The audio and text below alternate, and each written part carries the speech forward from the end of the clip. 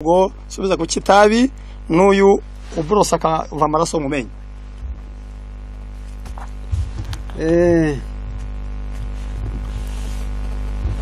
Itabi ni ikiyobyabwenge ariko kiri muri bya binini nk'inzoga ni autorize. Ariko abahanga barivuga bo bavuga ko kwemera inama k'umunywa tabi ngo inama imumaramwo icyumwose umaramu kamwe. Ntabwo mbonye munyumvishije nubwo ntari kumwe namwe. Bivuga ngo kwakunda kurura agahera ko yohereza umwotsi hanze. Ni nako ni inama umuhaye zitamutindamo. Kireza ariza ashaka gusa. Bese kwakunda ariko umwotsi ndakawumira ni nako icyo yihaye inama nicyo yemera, icyo hawe inama akunda kucyanga. Niyo mpamvu igiye gutanga umuti wo kubwira ngo nibura rikire, wowe kuri musabira ntibyashoboka, kiretse ari wo umaze kubishaka akaba yiteguye kwa inama umuhaye azazimira nkuko ajya mira umwotsi. Noneho bigenda biti mu gitabo mfashe cyitwa twebwe n'abana bacu bavuga ngo le fumeur est marere.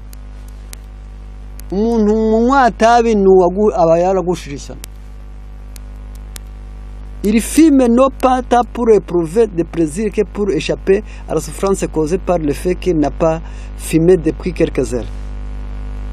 Unywa itabi ntari gwa rugushaka ngo yimara umubabaro, ahubwo nuko muri we haba makararira kuko yari yarinyoye.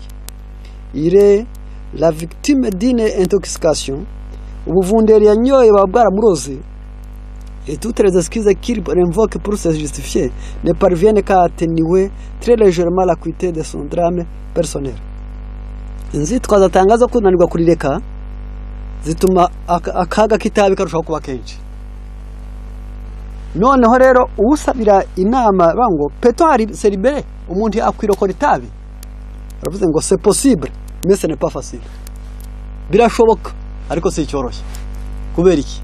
Niba ryarakubasa. Ukora iki rero?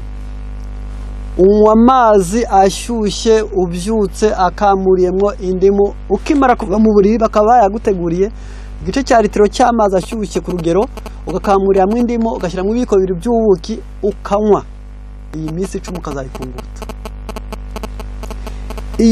Ububuki buhuye n'indimu iyo buhuye n'amazi buhera buko bukarwana n'ubuvunderi bwihomye ku mitsi bugakuraho ubuvunderi.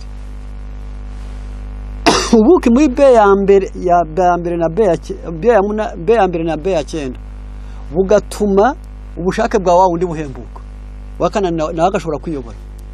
Ku manywa y'ihangu afata pome na karoti na tungurusumu, abishatse yabikoramo umutobe akanywa karahuri agashyiramo erayo. Ibi bintu akabikoresha nabyo ya minsi 10. Amazi ni mu gitondo, pome na karoti na tungurusumu na erayo ni ku manywa, akabikora iminsi 10. Ubuvunderi buzaba bwamushizemo uko kuba depanda gutega amakiro, mbese kumva atabishobora bizaba byabye gushoboka. Ariko abitangira uko ashaka, iyo ari wowe ubishaka kubimukorera ariko atabishaka biramunanira. Mbese habanza ubushake. Maraso mu menyo. Iyo umuntu ava amaraso mu menyo ari uko abrosheje cyangwa se akarabye mu maso, umutima w'ubutera nabi cyangwa se yarirayeho adasinzira ku gihe, bene abo bivura nk'abagwaye umutima. Noneho kubw'ibyo bikora iki?